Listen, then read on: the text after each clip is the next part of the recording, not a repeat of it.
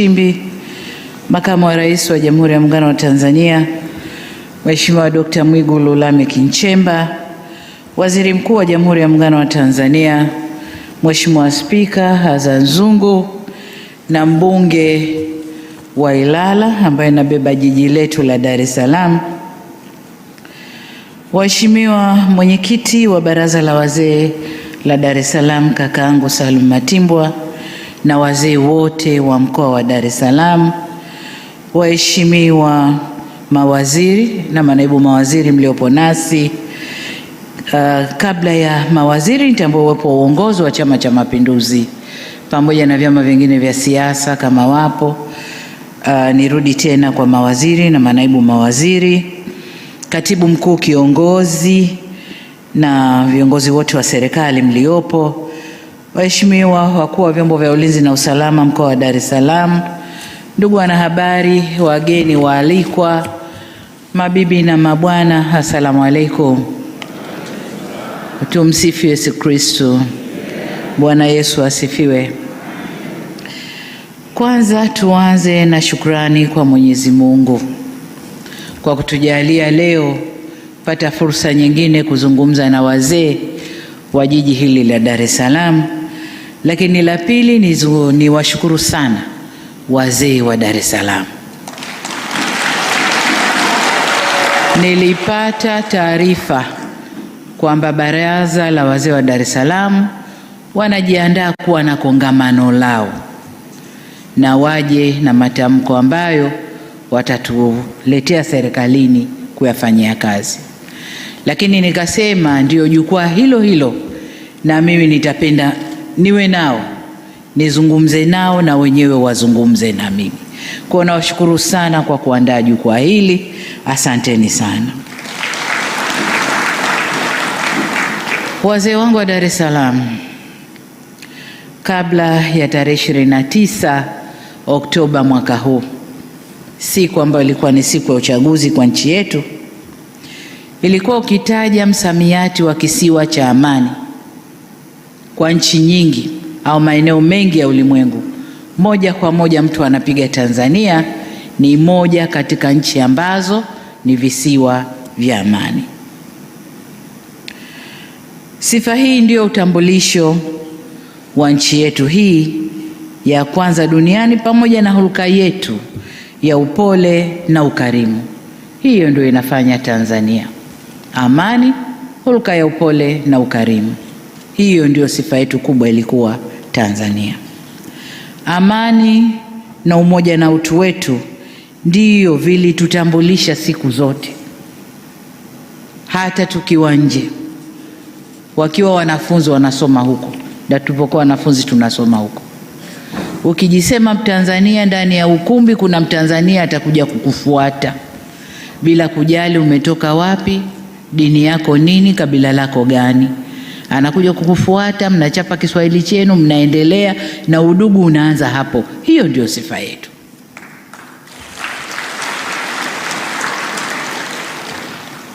Lakini kila siku zinavyokwenda, sifa yetu inaporomoka. Wengi wasioitakia mema nchi yetu wanakereka na tambo zetu hizo za kwamba Watanzania sisi tuna umoja, tunakupendana, na popote tunapokutana la kwanza ni udugu kuliko mengine yote. Wanakereka na sifa zetu hizo, na kwamba Tanzania ni nchi ya amani. Inawakera sana. Nakumbuka wakati mmoja katika ukumbi huu, nimesahau ilikuwa shughuli gani, lakini nikiwa kwenye kiriri hiki hapa nilizungumza nikasema kwamba kuna watu wanakuja kutuchafulia amani. Wameshaharibu wanakotoka, sasa wanataka kuchafua huku. Hilo nalo liliwakera sana, na labda pengine ndio hii kutuonesha kwamba hata na nyinyi sio wasafi pia.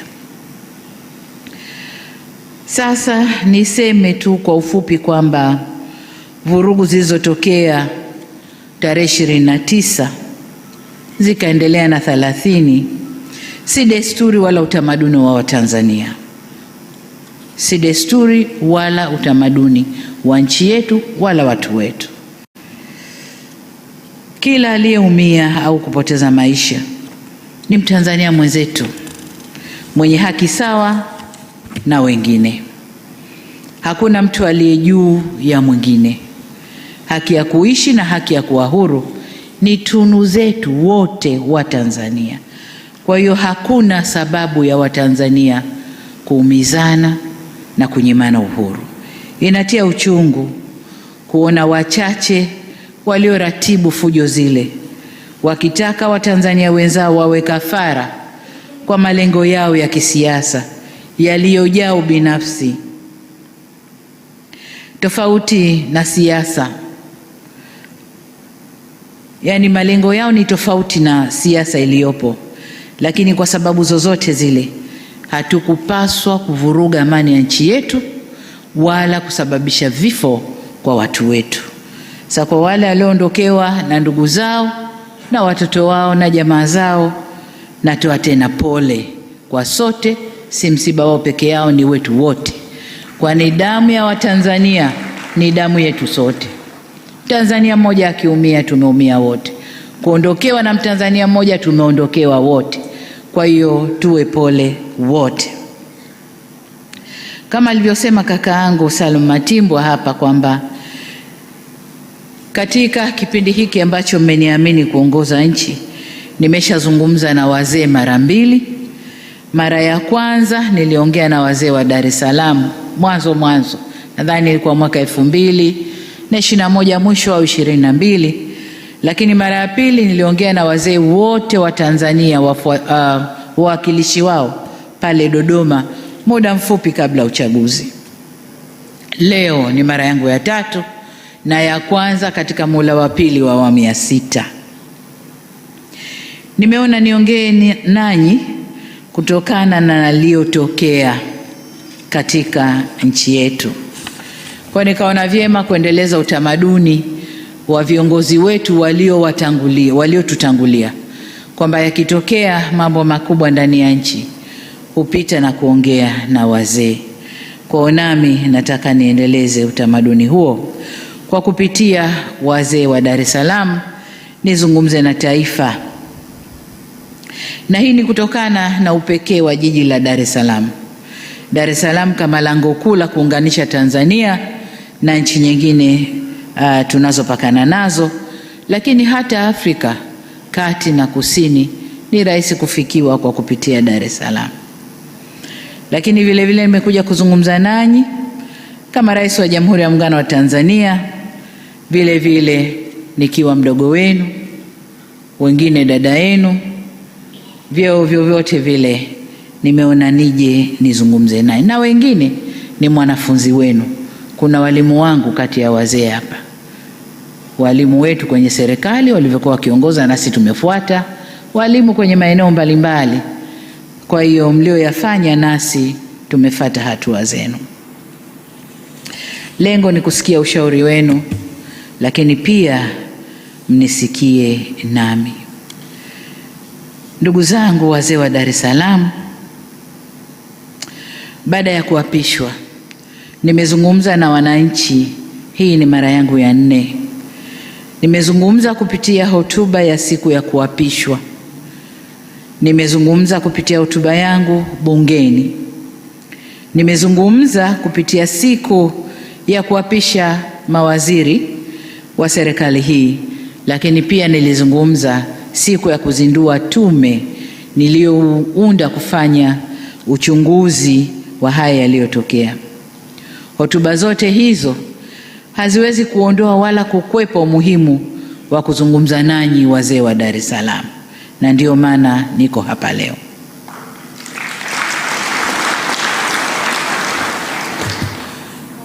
Dar es Salaam yetu ni kitovu cha biashara na moyo wa utamaduni wetu. Dar es Salaam hii kupitia vurugu zilizotokea imepitia kipindi kigumu sana, na wote hapa ni mashahidi. Kuna wengi ambao riziki zao ziko mikononi kwao tu, mpaka amke asubuhi atoke akajishughulishe apate cha kupeleka nyumbani, chakula na watoto. Vurugu zile zilifanya Dar es Salaam isimame. wafanya biashara ndogo ndogo walisimama, wenye magenge walisimama, Kariakoo ilisimama, shughuli zetu zote zilisimama, na ili tulazimu tubaki ndani. Na kwa hadithi tunazozipata, bei za bidhaa zilipanda sana sana sana sana. Kwa hiyo machungu ya siku chache tuliyaona ndani ya Dar es Salaam, mbali na maeneo mengine yote nchini. Maeneo mengine baada ya vurugu kutulia, shughuli ziliendelea, watu walikula, walitoka kufanya yao, lakini Dar es Salaam tulionja kidogo, vijana wanasema joto ya jiwe. Kwa hiyo nikasema tuzungumze kidogo. Kwa muktadha huu nawiwa kuzungumza nanyi kwa kuwa natambua takriban 10% ya Watanzania wote wanaishi hapa Dar es Salaam. Dar es Salaam ni jiji la watu takriban milioni 6, na hiyo ni idadi kubwa ya watu kuishi kwenye jiji moja, na ndio inaonyesha umuhimu wa jiji hili kwa nchi yetu Tanzania. Dar es Salaam inachangia takriban 17% ya pato la taifa, na asilimia kubwa ya biashara inafanyika hapa ndani ya jiji hili la Dar es Salaam. Isitoshe, Dar es Salaam ndio jiji la kibiashara na taswira ya nchi yetu nje, kwa hiyo ina umuhimu wa pekee yake. Ikiunguzwa Dar es Salaam, Tanzania yote imeungua, sababu Dar es Salaam ndiyo Tanzania.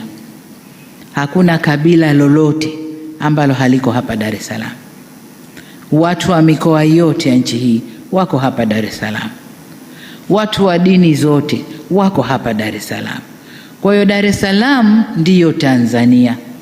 Ikidhurika, ikipata madhara Dar es Salaam, Tanzania hii ndio inabeba sura au taswira ya nchi yetu.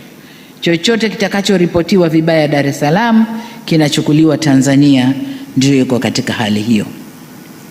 Kwa hiyo kuna kila umuhimu wa kuzungumza nanyi wazee wa Dar es Salaam. Ndugu zangu, lililotokea ni tukio la kutengenezwa, na waliolitengeneza walidhamiria makubwa, walidhamiria kuangusha dola ya nchi hii au ya nchi yetu. Ukiangalia klipu za nyuma zilizotokea, vijana wetu walifanywa makasuku na kuimbishwa kabisa, yaliyotokea Madagascar yatokee na hapa. Lakini ukimvuta kijana yule, hebu niambie Madagascar kumetokea nini, hajui. Unataka hapa kitokee nini, hajui. Lakini waliimbishwa wimbo huo. Kwa hiyo lile lilikuwa ni jambo la kupangwa, na vurugu zile zilidhamiria makubwa. Vurugu zile ni mradi pana sana wenye nia kuu ya uovu ulio na wafadhili, washitiri na watekelezaji. Katika vurugu ile waliingia waliokuwemo na wasiokuwemo, wengine kwa kutokujua, wengine kwa kufuata mkumbo, wengine kwa hadaa za maisha bora baadaye, lakini wengine kwa kulipwa tu. Tunaambiwa kuna vijana walikuwa wanalipwa fedha, kisha kuchukua pesa yako ingia barabarani. Kwa waliingia bila madhumuni maalum ya nini wanakwenda kukifanya. Inaumiza sana kuona madhara yaliyotolewa. Nadhani takwimu zinatolewa sasa hivi na halafu. Kuna majengo kadhaa ya serikali yameunguzwa. Kuna miradi kadhaa iliyojengwa kwa manufaa ya wananchi imeunguzwa. Vituo vya mafuta, biashara binafsi za watu zimeunguzwa. Magari ya serikali vimeunguzwa. Vituo vya polisi vingi tu vimeunguzwa. Sasa nataka tuwe na jina la hayo. Ni maandamano au ni vurugu? Maandamano tulioyazoea na tulio yakubali ndani ya katiba yetu ni yale watu wameudhika na kitu, tunaomba tuandamane, tujueleze, tutatoka pointi moja, tutakwenda zetu mpaka Mnazi Mmoja au popote pengine, na mabango yetu yanaeleza maudhi tulioudhika nayo, na polisi wanawasindikiza vizuri mpaka wanapofika. wanaeleza wanayoyataka, wanatawanyika kwa salama, wanakwenda zao. Lakini haya ya kuunguza miradi ya serikali, vituo vya polisi, na kwenye kituo cha polisi unakwenda kufanya nini? Ni kwenda kuvamia na wapate silaha. Madhumuni ya kuwa na silaha mkononi ni nini? Lakini unaunguza biashara za watu binafsi, lengo ni nini? Kwa hiyo haya hayakuwa maandamano, zilikuwa ni vurugu zilizoandaliwa kwa madhumuni maalum. Sasa katika hali hiyo, lakini tujiulize jengine, kwa nini siku ile ya uchaguzi? Katika hali hiyo, serikali ina wajibu, tunaapa kuilinda nchi hii na mipaka yake, kulinda usalama wa raia na mali zao. Na katika hali hiyo, nguvu inayotumika inaendana na tukio lililopo. Sasa tunapoambiwa kwamba tulitumia nguvu kubwa sana kwenye tukio lile, nguvu ndogo ilikuwa ni ipi?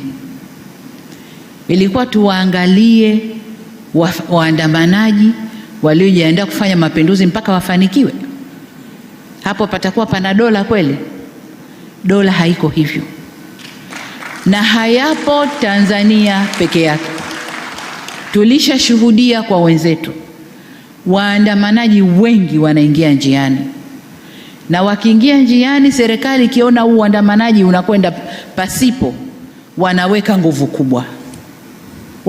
nguvu kubwa. Yameshafanyika kwenye mataifa huko na tumeyaona. Sasa wanaporudi kutulaumu mlitumia nguvu kubwa, wao walitaka nini? Tujiulize, je, hao ndio wafadhili wa kile kilichofanyika? Walitaka tuangalie ile mobu mpaka ifanikiwe walichowapa fedha, walichowatuma? Hapana. Tuliapa kulinda nchi hii na mipaka yake, usalama wa raia na mali zao. Kwa hiyo katika kufanya hivyo, kama wanavyofanya wao, na sisi tutafanya vile vile kuilinda nchi hii.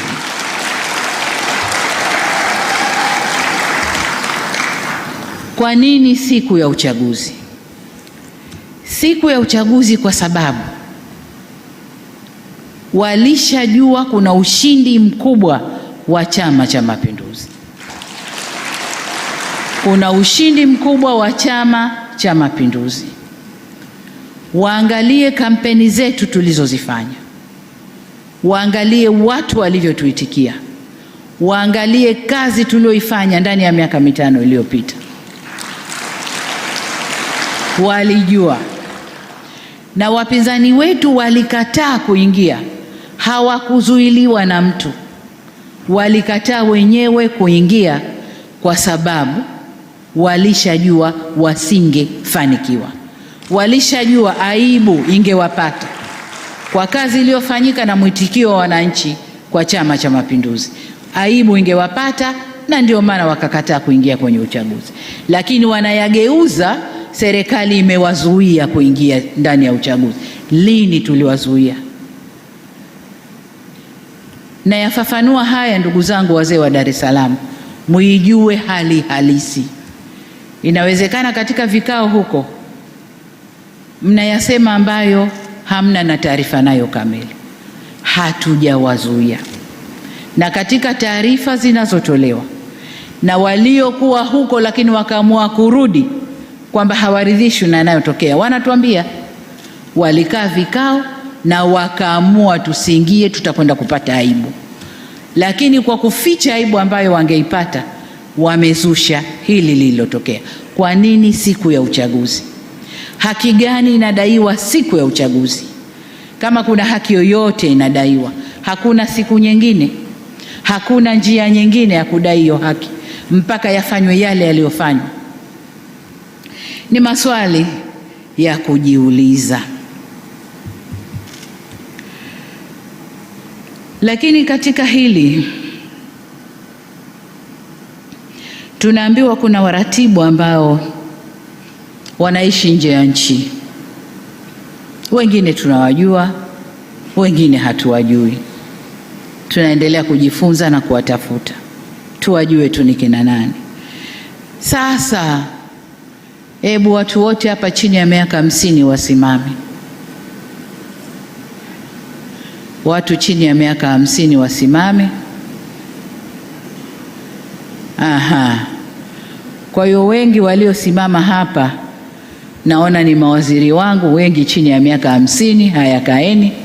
Viongozi wa dini wachache na vijana wa jiji la Dar es Salaam na wafanyakazi wa serikali wachache. Sasa hili jambo lina waratibu kutoka nje. Lakini kwa nini waratibu kutoka nje? Wale waratibu wa Tanzania tunaowajua, wale ni shida za maisha, ni shida za maisha. Akisukuma maandamano, umbea na nini kuhusu Tanzania, Watanzania wale vijana ambao wanadai ugumu wa maisha wanatumia fedha zao kununua bando, kuwaangalia na kuwasoma wamesukuma nini. Lakini yeye ukisoma, yeye kule anatiliwa fedha. Kwa hiyo kimoja kinachowasukuma ni shida ya maisha. Kule waliko hawako sawa, kuna shida ya maisha. Sasa kuna wale ambao pia hawana shida ya maisha, wako pazuri, wanalipwa na hao wanaotaka hayo yatokee, lakini wamekosa uzalendo tu, wamekosa uzalendo tu. Na ukiwatizama vizuri si wa Tanzania kamili. Kwa hiyo it doesn't matter whether Tanzania inaungua haiungui, yeye ana nafasi ya kuwa nje, si Mtanzania kamili, hana shida hizo, hana shida hizo. Kwa hiyo hili jambo lilipangwa kwa uratibu mzuri, lakini hebu tuangalie sasa wale waliolipanga na kudai wana madai kwenye hili. Nianze na wenzetu wa vyama vya upinzani. Kama nilivyosema kwamba hawa watu waliishiwa nguvu, maneno ya vijana waliishiwa power, na waliona kabisa mbele kwao sio kuzuri, na kuingia kwenda. Hawa watu wana frustration zao huko nyumbani kwao, lakini wanataka kujificha na kusukuma lile dude kwa watu. Huko waliko hawako sawa, wanapambana wao kwa wao ndani, wamemeguka wao kwa wao ndani, wamemeguka wanasiasa, wakaenda vyama vingine, wanaharakati wakabaki. Kwa hiyo wenyewe kwa wenyewe huko ndani hakuko sawa, wasitulaumu sisi, ni wao wenyewe huko ndani. Kwa hiyo kasoro walizo nazo huko wanataka kuzisukuma huku kwetu. Hakuzuiliwa kuingia kwenye chochote.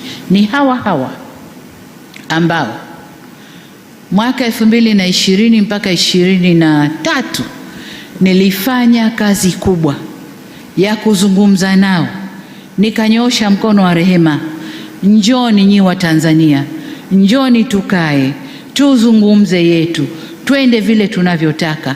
Nikaunyoosha vizuri, nikidhani na wanyooshea watu wa Tanzania ule mkono wa rehema, na wataupokea, tutakuja tukae vizuri.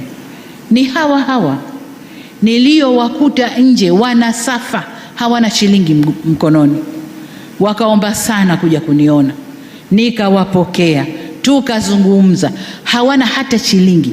Nikatoa kiposho changu nilichogaiwa cha safari, nikawapa waendelee na maisha wakiwa nje. Ni hawa walionambia sawa tutarudi, lakini tuna kesi. Nikawaambia kesi nitazifuta, njoni tukae tuzungumze, tujenge nchi. Na wamekuja, baadhi yao wamekuja mikono mitupu, hawana kitu. Tukatoa fedha zetu kuwapa waanzie maisha hapa Tanzania. Sasa nataka mumpe cheo mtu wa aina hiyo, aliyonyoshewa mkono wote huo wa rehema na mkono wa upatanishi. Yeye kaja, yule aliyemnyoshea ndo wa kwanza kumkashifu, kumtukana na kugeuza mambo, kuichafua nchi. Huyo mtu anaitwaje? Huyo mtu anaitwaje? Hii si tabia ya Watanzania. Wakati ule nafanya yote, nilijua naongea na Watanzania waliotimia, wenye akili timamu. Nikajua watarudi, tukae, tuzungumze, tuende. Na niliwapa fursa zote, nyinyi ndo mashahidi. Niliwafungulia, walitaka kufanya maandamano, wakafanya maandamano, tukawasindikiza mpaka walipofika, wakasema yao, wakatawanyika. Yale ndo maandamano ambayo yameruhusiwa kikatiba, na ukiomba polisi atakwambia nenda kaandamane, tuambie ni ruti, tuwalinde mpaka mfike mseme yenu. Yale ndo maandamano. Haya yaliyofanyika si maandamano. Ni hawa niliowapa fursa ya kufanya shughuli zao za kisiasa. Sasa siasa si kutukanana, siasa si kubezana, si kuharibu nchi. Hiyo sio siasa. Wazee wetu wa zamani, ukiwa na harakati hizo, wanasema huyu hajui siasa, huyu hafanyi mambo yake kwa siasa. Ina maana siasa maana yake ni usalama, siasa maana yake ni uungwana. Hiyo ndiyo maana ya siasa. Sasa kama mtu unampa ruhusa afanye siasa za kisiasa, anakwenda kufanya siasa anazozijua yeye za kuvuruga nchi, hiyo sio siasa. Hiyo sio siasa. Kwa hiyo ndugu zangu, niseme kwamba madai yoyote waliokuwa nayo chama hiki cha siasa au vyama hivi vya siasa, hawakupaswa kutumia njia ile kudai kwamba sasa tukae na kwa masharti tuzungumze ili na wenyewe warudi kwenye terms. Hapana, haikuwa hivyo. Lakini kundi la pili, tuangalie vijana. Vijana wetu hawa wameingizwa njiani, wakaimbishwa wimbo wasioujua. Wanadai haki. Haki gani? Hebu avutwe tu kijana pembeni, wewe uliingia unadai haki. Hivi ni haki gani? Na hiyo haki hawakuweza kuidai kwa njia nyingine mpaka waingie njiani, wakafanye vurugu, walipwe, wakachome vituo, walipwe, wakafanye vurugu walizozifanya. Hiyo ni haki gani? Lakini jengine wanalobebeshwa, wameingia njiani eti kwa ugumu wa maisha. Astaghfirullah. Turudi kwa Mungu tustaghfiru. Ningekuwa na uwezo, ningebeba vijana wa Tanzania nikawatupa kwenye nchi tofauti tu hapa Afrika pamoja na majirani zetu, wakaone ugumu wa maisha uliokuwepo, alafu waseme kwamba kwao Tanzania ni pahala pema. Hawana sababu, hawana. Ugumu wa maisha kwa raha zako kabisa. Mwenye ugumu wa maisha kweli kwa raha zake kabisa ataingia njiani akaimbe oyoyoyo, huo ugumu wa maisha. Mwenye ugumu wa maisha ana struggle, anahangaika kutafuta chakula chake cha leo, na wengi walikuwa kwenye kazi zao, wale wana ugumu wa maisha. Wengine hawakuwa na ugumu wa maisha, walikuwa wana sababu zao wenyewe. Kwa wale watafiti wafanye utafiti ndani ya Afrika Mashariki na nje, labda kusini mwa Afrika, waangalie nafasi ya Tanzania kwenye ugumu wa maisha, wende wakaangalie. Kwa vijana wetu wasimezeshwe tu na wenyewe wakameza, hapana. Lakini kwa nini yote yanatokea haya? Tumejifunza kwamba vijana wetu tumewaacha wanakuwa wenyewe, wanakuwa hawana mwelekeo, wanakuwa hawana watu wa kuwaongoza vizuri, na kwa maana hiyo hawana elimu ya uzalendo. Hayo ndio tuliojifunza. Vijana wazalendo hata kutoka vyama vya upinzani hawakukubaliana na hali ile. Walikuja kutuambia, jamani, kaeni vizuri, kuna hili linapangwa huku. Wale ni vijana wazalendo kutoka vyama vya upinzani. Lakini vijana wetu wengi wa Tanzania hawana uzalendo, na hilo serikali tumejifunza na tutakwenda kulifanyia kazi. Na ndio maana nikasema niunde wizara nzima ya vijana ili kushughulikia vijana kwa upeo mpana badala ya kuwa na kitengo ndani ya wizara kubwa. Kwa hiyo kwa upande wa vijana wetu hawakuwa na sababu yoyote ya kuingia njiani ila kutumwa na kuimbishwa mambo yasiyowahusu. Tuangalie taasisi zetu za dini ambazo nazo kwa namna moja au mingine wamejiingiza kwenye mkumbo huu. Hapa unajua, unapokuwa kiongozi lazima ukubali wakati fulani kukosa umaarufu, lazima ukubali. Na kama kukosa umaarufu kipindi hiki kuelekea kampeni, kuelekea uchaguzi na baada ya uchaguzi, utaondoka tu, lakini uondoke, turekebishe, tuseme kweli. Taasisi zetu za dini, tunasema Tanzania haina dini, si ndio? Lakini watu wetu wa Tanzania tuna dini, na tuna dini za madhehebu mbalimbali. Tuna dini kuu sijui 4 sijui 5. Tuna Wakristo, tuna Waislamu, tuna Mabaniani, tuna mamonki wale sijui Buddha na wengine ambazo ziko huko zinafanywa, lakini kubwa ni hizo 4 au 5. Na hizi 4 au 5 zina madhehebu mbalimbali. Kwa Waislamu kuna Sunni, kuna Ibadhi, kuna Bohora, kuna Subinani, kuna mambo mengi tupo. Lakini na Wakristo na wenyewe wana madhehebu yao tofauti tofauti. Kikatiba na sheria za nchi, hakuna madhehebu hata moja ya dini yoyote imepewa uwezo kikatiba na kisheria kutoa matamko ya kuoverride madhehebu mengine yote ya dini. Hakuna. Hakuna. Kwa wasitokeze watu wakajibebesha hilo. Siku zote nasema Tanzania hii haina mwenyewe, wenyewe ni sote. Hakuna mwenye certificate anaweza kusema Tanzania ni yangu na itaongozwa ninavyotaka mimi. Hakuna. Tuna sheria zetu, tuna katiba yetu. Tumeamua kwa democratic country tutaendesha demokrasia yetu kwa njia tulizokubaliana.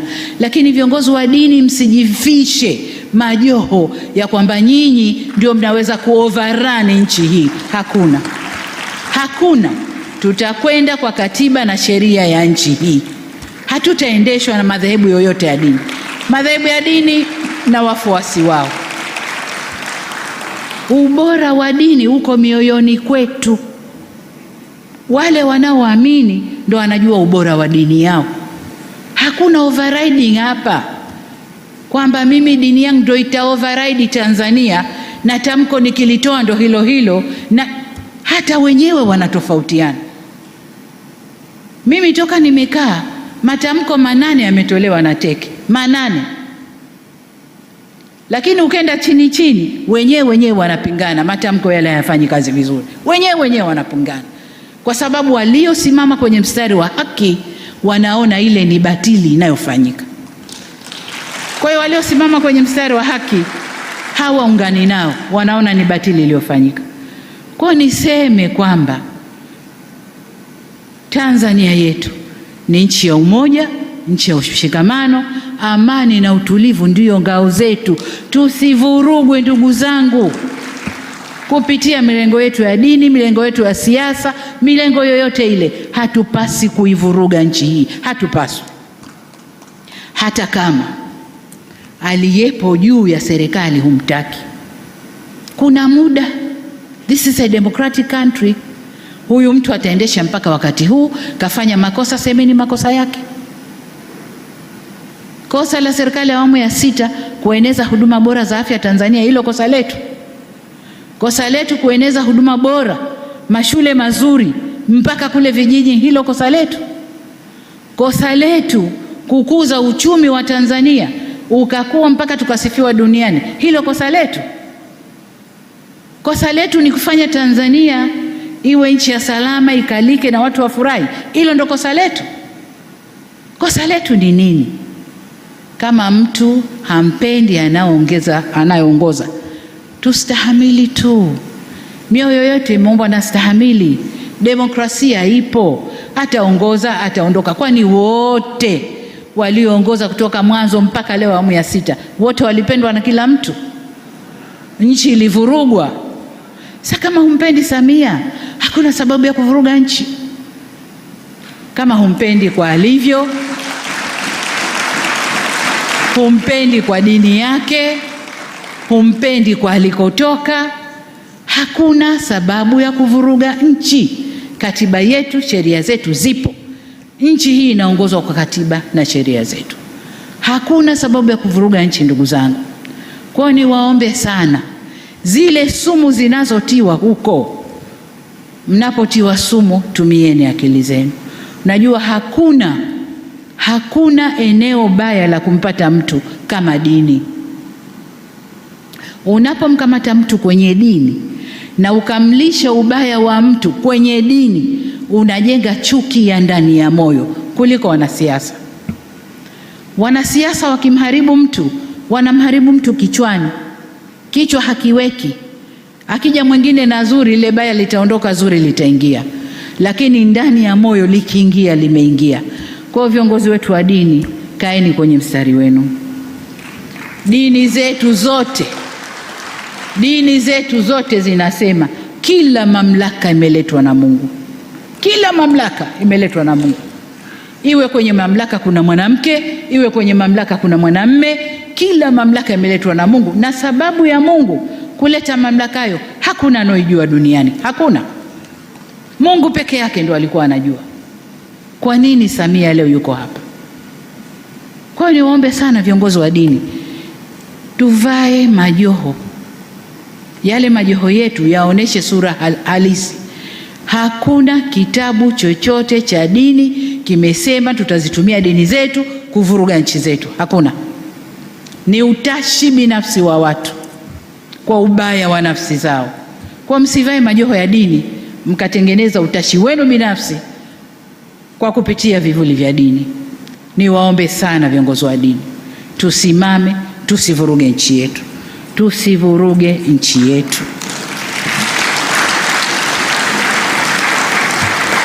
Kama kuna lolote, njia sahihi za mazungumzo zipo. Njia sahihi za kukaa na kujadiliana zipo. Hakuna sababu yoyote kufika tulikofika, ndugu zangu, hakuna. Nilikuja na falsafa ya R4, nikaifanyia kazi vizuri sana, ikaleta mwanga mzuri sana, mpaka wale nisowajua jina lao wakenda wakabadilisha, nchi ikachukua mwelekeo mwingine. Lakini nataka niwaambie, tutasimama na kuilinda nchi hii kwa nguvu zote.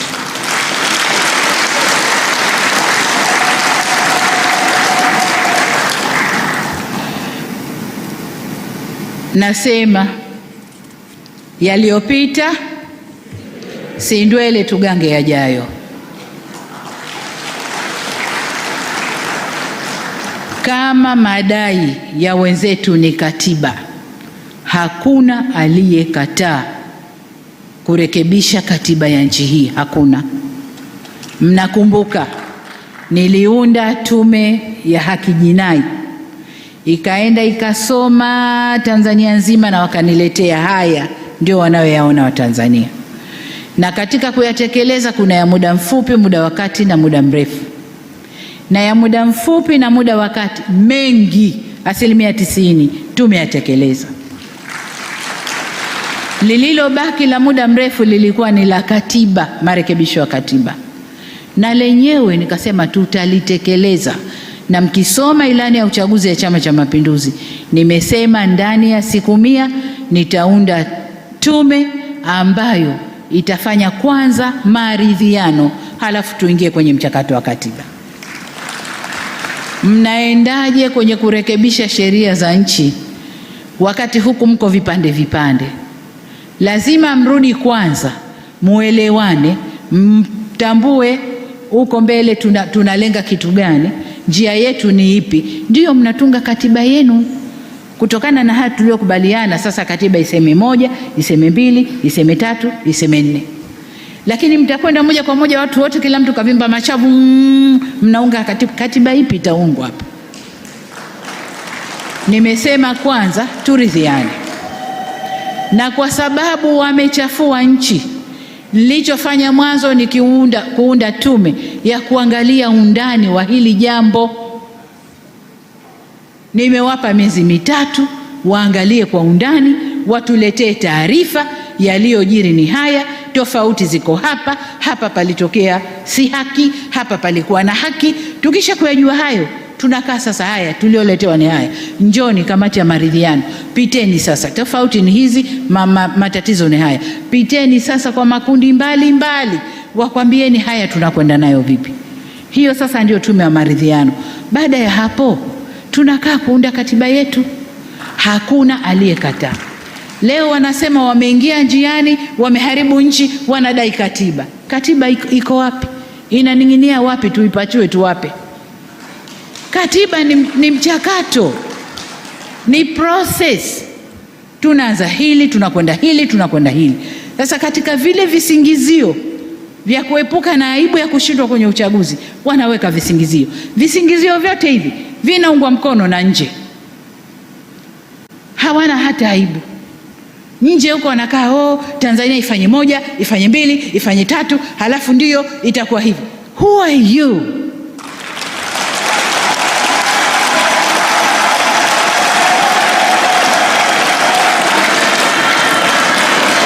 Niwaulize ndugu zangu, niwaulize, kwao hayatokei? Kwao hayatokei? Tumenyanyua sauti sisi kusema ya kwao? Wanadhania bado wao ni masters wetu, ni wakoloni kwetu. Kitu gani? Ni fedha chache wanayotugaia,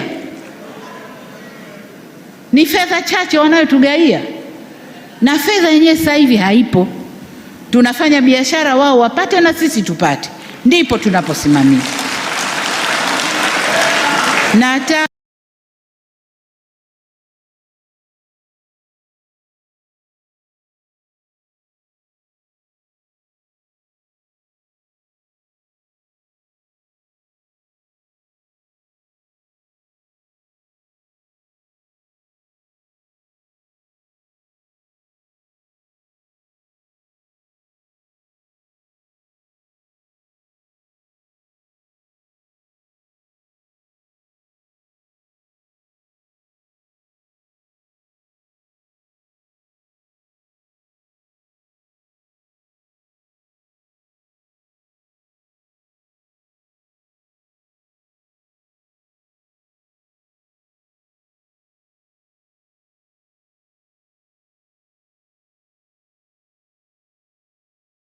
Niwaambie,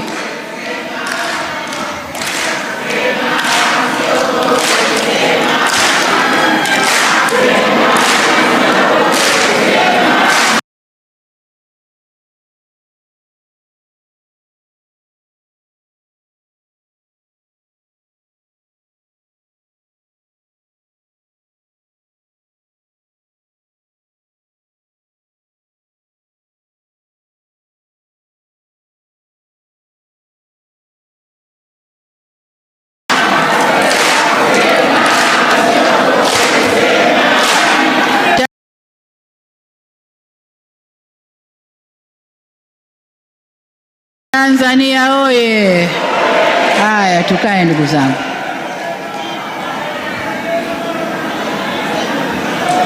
Nataka niwaambie ndugu zangu wa Tanzania, kawaida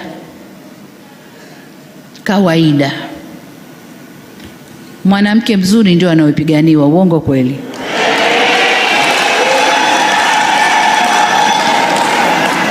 Utakuta watu wanafokeana, wanapigana, wana nini, ukicheki majana dume 2 3 yanapigana, katikati kuna mwanamke mzuri. Sasa nchi yetu hii, alhamdulillah, Mungu katuumba vizuri, katuumba vizuri sana, katuweka pahali pazuri sana, Kama ninavyowaambia, Tanzania ni lango la kuingia Afrika. Tanzania inaweza ikatumika vizuri sana kibiashara, inaweza ikatumika vizuri sana kisiasa za dunia, inaweza ikatumika. Tatizo ni siasa tulionayo, siasa ya kutofungamana kwa upande wowote. Kwa hiyo wengine wanakuja mlango huu, kweni na sisi, wengine wanakuja huu, lakini pia mali Mungu alizotumba nazo, madini. Tanzania sisi tuna bahari ambayo kwa kupitia bahari unaweza kwenda kokote ulimwenguni. Tanzania tuna maziwa makubwa ambayo kwa kutumia hayo unaweza kufanya biashara yoyote na nchi jirani hapa na ukasafirisha vyovyote vile kwenda nchi jirani. Tanzania tuna ardhi nzuri ya kilimo na ndio maana tunajitosheleza kwa chakula kwa 128%. Tunakula na tunauza. Kubwa zaidi, serikali tumejua kwamba kilimo ndio kila kitu chetu. Kwa tunatoa ruzuku kwa wakulima wazalishe zaidi mazao ya chakula na ya biashara. Tanzania sisi tuna hayo madini ambao sasa kuna madini yanaitwa madini adimu duniani. Ndio dunia yote imetoa macho hapo. Pamoja na kwamba yapo kwengine duniani, lakini Tanzania ni moja kati ya nchi ambazo hayo madini yapo na watu wanayatolea macho. Kwa hiyo tunapigwa, tunalembewa mawe kwa vile Mungu alivyotuumba. Sasa nataka niwaambie, maumbile yetu na utajiri wetu isiwe lana tukauana sisi kwa kuchawishiwa na wanaotolea macho nchi yetu. Hapana. Mjenga nchi ni mwananchi.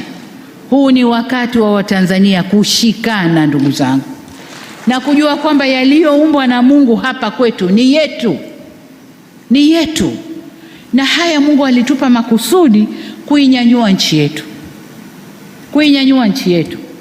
Nyuma hatukuwa tunapigwa mawe sana, tuko tunahesabika tu ni nchi maskini inayoendelea polepole na nini na nini, lakini tulivyofungua utajiri, tukatumia rasilimali zetu kwa utalii, tukatumia madini yetu kibiashara, tukatumia bahari yetu na maziwa yetu kujenga uchumi wetu, hili sasa ndilo linaloumiza watu huko ulimwenguni.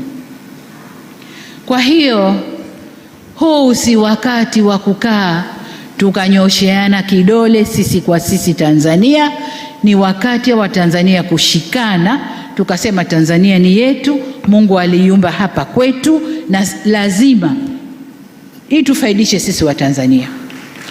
Tunaposema tunalinda nini wanaita sovereignty, tunalinda uhuru wetu, tunalinda nchi yetu, lazima tuseme kwa moyo. Sisi wazee ambao tunakwenda zetu na vijana mlioinuka hapa wa under 50, sisi tunaondoka, tunawaachia nyinyi. Hatujui kati yenu au nje ya nyinyi nani anakuja kuwa rais hapa, lakini hilo mlijue vizuri sana, mlijue vizuri sana. Na kwa bahati mbaya maumbile ya mwanadamu yanakushawishika. Wameweza kuwashawishi watu wetu wengine, na ndo hao wanaotekeleza. Na ndio maana nikasema mradi huu uliotokea una walioupanga, kuna washitiri, kuna watekelezaji. Kwa hiyo kuna washitiri na watekelezaji ndani ya nchi yetu ambao hatupaswi kwa namna yoyote ile kuwaachia watu vuruge.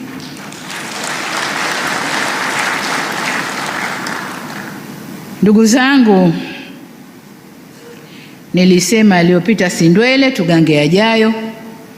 Lililopita limepita. Kwa maneno tunasikia liko jengine linapangwa, lakini inshallah Mola hatosimama nao, litapeperuka. Lakini nataka niseme, nilimsikia mmoja katika waandaji wa nje anasema, hebu tarehe 9 liakhirisheni, nendeni subirini Christmas, kwa sababu sasa hivi wamejipanga. Nataka niwaambie wakati wowote wakija tumejipanga.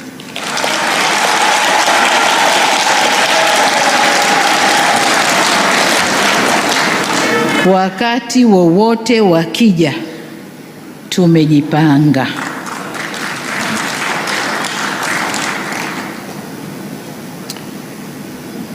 Kwa ujumla, niseme kama wanadamu hukosana wakaelewana. Hatusemi serikali labda tuko safi, hatuna makosa. Hapana, inawezekana kabisa kuna mapungufu, na hakuna serikali yoyote duniani sio mapungufu, lakini wanakaa wanazungumza na kuondoa mapungufu yaliyopo. Kwa hiyo na sisi hatuna budi kukaa, kuzungumza na kuondoa mapungufu yaliyopo. Nimepata salamu wanasema tutakubali tukukaa na serikali ikiwa watafanya moja, watafanya mbili, watafanya tatu. Serikali hii si ya kuamrishwa wala kupewa maelekezo.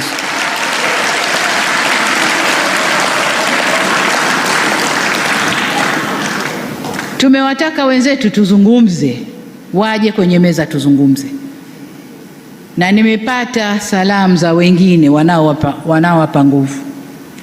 Hakuna mazungumzo mpaka mumwachie huyu, mufanye hili, mufanye hili.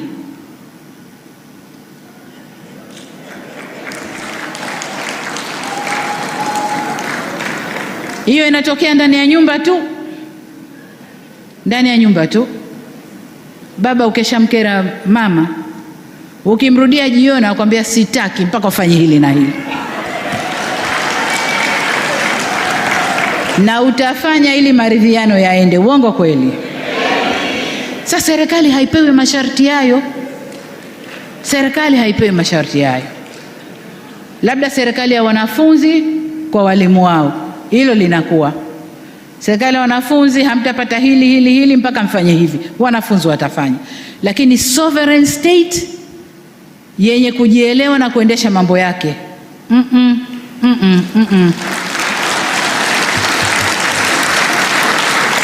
Kama ni Watanzania wa kweli na wanaumwa na Watanzania kama wanavyosema.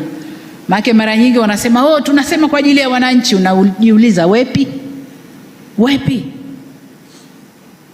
Kama kwa ajili ya wananchi, wananchi walishasema, walishatoa maamuzi, wameipa CCM 97%. Hayo ndio maamuzi ya wananchi. Wananchi wanaowasemea wao wepi? Halafu wanahoji kwa nini 97%? Kwa nini isiwe? Waswahili wanasema paukwa pakawa. Wao hawakuwepo, na wale 16 waliokuwepo ni wadogo sana. Wao ambao wangetingisha CCM hawakuwepo. Hakukuwa na Chadema, hakukuwa na ACT, ndio ambao tungekwenda nao. Na sisi tulijitayarisha kwamba tunakwenda kupambana na vyama vyenzetu vikubwa. Hawakuwepo. Mwananchi afanyeje? Tunataka kuambia hata hawa wafuasi wao walipigia Chama cha Mapinduzi. Walipigia Chama cha Mapinduzi. Wale wanaohoji kwa nini 97%, hiyo ndio kilichotokea.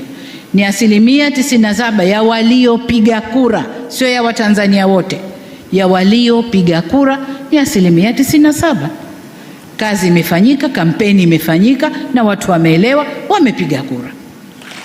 Na Mungu ni mkubwa kwamba lile balaa lao walilianza saa 5 sijui 6, watu walishajipeleka mapema asubuhi, wakapiga kura wakaondoka. Mungu ni mkubwa, hasa kwenye miji. Hawakufanya kote, hasa kwenye miji.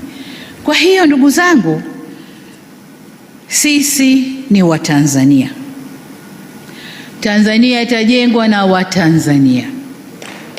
Jeraha limetokea, lazima sisi Watanzania tutibu jeraha letu. Na hili sio la kwanza. Tulipata jeraha kama hili 2001. Ni Watanzania sisi tukatibu jeraha letu. Jeraha hili halitatibiwa na nje. Nje tutawekewa masharti, tutafutiwa misaada, sijui tutawekewa nini gani, lakini watakao tibu jeraha hili ni sisi wa Tanzania. Niwaombe tukae kwenye majukwaa yetu. Wazee mna majukwaa yenu, na kwenye majukwaa yenu mna dini mbalimbali, mna makabila mbalimbali, mna vyama mbalimbali, lakini wote wazee wako kwenye majukwaa yenu. Kaeni mzungumze, kaeni mzungumze. Vijana wetu wasitumike walivyotumika. Unaporudi leo mzee na kulia kijana wako kaumizwa mguu, kijana wako kwa bahati mbaya alikufa, ulishindwa nini kumzuia asitoke? Ulishindwa nini kumwambia maneno ya hakima asiende? Tukawaachia. Sisi ndio wazee wa nchi hii. Tukae tuzungumze na vijana wetu kwenye mabaraza yetu na kwenye majukwaa mbalimbali. Viongozi wa dini, kama kweli vizimba vile tunavyoingia msikitini, Allahu akbar, Allahu akbar, na madhabahu yale tunayoyatumia, kama kweli tunayatumia kwa moyo na kumsabili Mungu, twendeni tukamsabili Mungu. Tuacheni huu uchochezi unaotokea, tuacheni. Tusende kumtania Mungu. Huku ni kumtania Mungu, kuchukua utashi wako binafsi wa nafsi yako ukauingiza ukauvisha majoho ya dini. Hapana, huku ni kumtania Mungu, ni kumtania Mungu. Tuacheni kumtania Mungu. Ndugu zangu, nimesema kazi yetu sasa ni kuziba jeraha, na hapa nataka nizungumze na watoto wangu pia wanaoangalia mbele, vijana wangu hawa na wengine walio nje wanaoangalia mbele. 2030 safari hiyo isiende kutuvurugia nchi yetu. Nilizungumza na mawaziri wangu nikawaambia, na muangalia mmoja mmoja, una interest ya huko, kaa nje kafanye huko, usifanye ukiwa ndani ya serikali yangu. Nimekuweka hapo ukatumikie wananchi. Interest yako ya huko mbele, twende utaikuta huko mbele. Mungu ndio anajua nani kiongozi wetu baadaye, ni Mungu peke yake ndio anajua. Kwa unaweza ukajipanga, unaweza ukawa na mikakati, unaweza usiwe. Kwani wangapi waliomba na wakapanga na wakawa na mikakati? Walikuwa na nguvu zote mpaka za kifedha, walikuwa. Mungu ndiye anajua nani uko mbele ndio kiongozi wetu. Kwa ile safari ya 2030 isiende kutuharibia nchi. Ndugu zangu, mengine yaliyosemwa na wazee hapa nimeyapokea. Waziri wao yupo ambaye atashughulikia shida zao.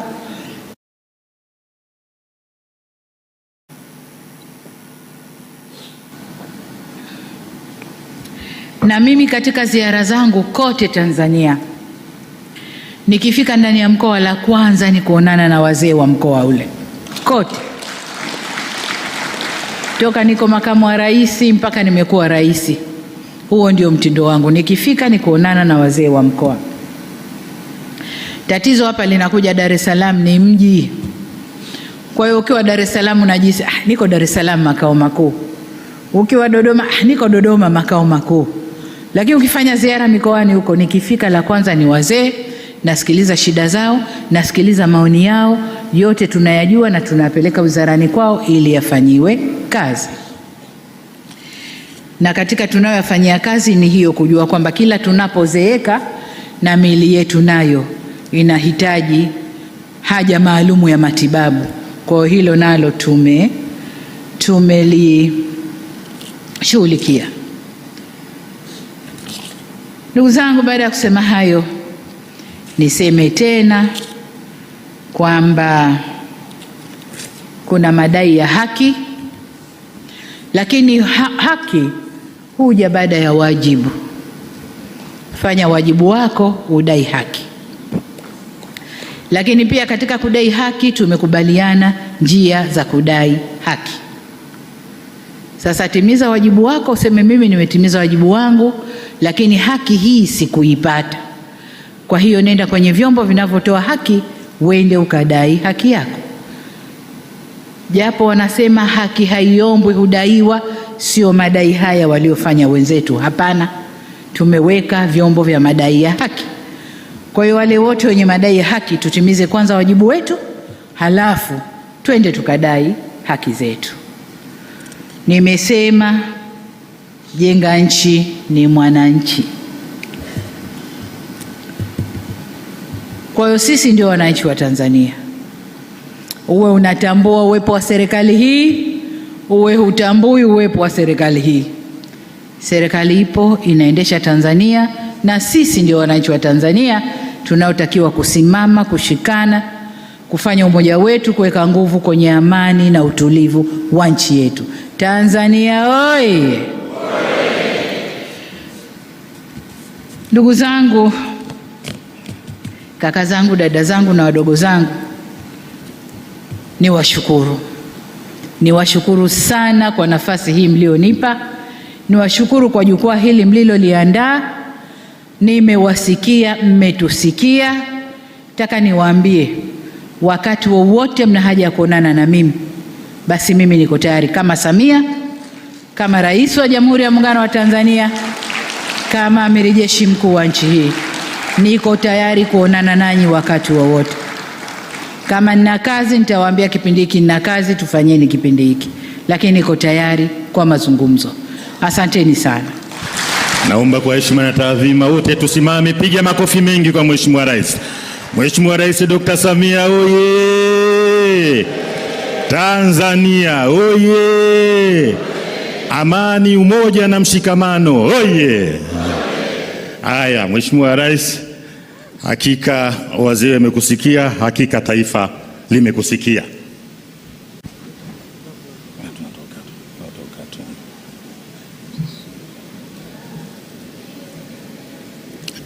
Na sasa kwa heshima na taadhima, naomba tena tusimame tuweze kumsindikiza Mheshimiwa Rais ambaye tunamruhusu sasa aende akaendelee na majukumu mengine.